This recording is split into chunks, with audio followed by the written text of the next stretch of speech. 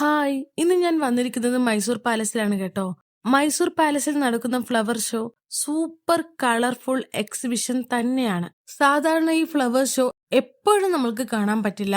അതായത് festival time, Dussehra അതുപോലെയുള്ളതോ അല്ലെങ്കിൽ vacation time അങ്ങനെയുള്ളതിനൊക്കെയാണ് flower show നമുക്ക് കാണാൻ പറ്റുക. ഇവിടെ ഫ്ലവേഴ്സ് കൊണ്ട് പല വസ്തുക്കളും ക്രിയേറ്റ് ചെയ്ത് വെച്ചിരിക്കുകയാണ്. അതില് അനിമൽസ് ഉണ്ട്, പാലസ് ഉണ്ട്, ബേർഡ്സ് ഉണ്ട്. അങ്ങനെ പല രീതിയിലുള്ള രൂപങ്ങളാണ് ഇവിടെ ക്രിയേറ്റ് ചെയ്ത് വെച്ചിരിക്കുന്നത്.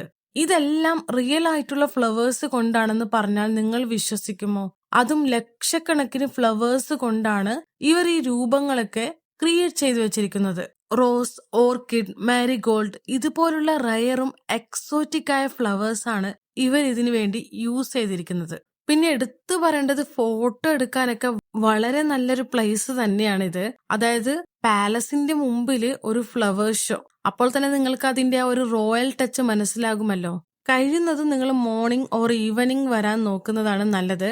കാരണം ആ ഒരു നല്ലൊരു ലൈറ്റിങ്ങില് ഈ കാഴ്ചയൊക്കെ നന്നായിട്ട് കാണാൻ പറ്റും. പിന്നെ ഫോട്ടോ എടുക്കാനും നല്ലതാണ്. കൂടാതെ പാലസ് കാണാൻ വേണ്ടി എടുത്ത ടിക്കറ്റില് ഫ്ലവർ ഷോ കാണാൻ പറ്റില്ല. ഫ്ലവർ ഷോ കാണാൻ പാലസിനകത്ത് വന്ന് വേറൊരു ടിക്കറ്റ് എടുക്കേണ്ടതാണ്. അതായത് നിങ്ങൾക്ക് ഇഷ്ടമുണ്ടെങ്കിൽ ഫ്ലവർ ഷോ കണ്ടാൽ മതി, അല്ലെങ്കിൽ പാലസ് കണ്ട് മടങ്ങാം. പക്ഷെ അന്ന് ഞങ്ങൾ ഫ്ലവർ ഷോ കണ്ടതിന് ശേഷം വേറെയും കുറെ എക്സിബിഷൻ പോലുള്ളതൊക്കെ കണ്ടു.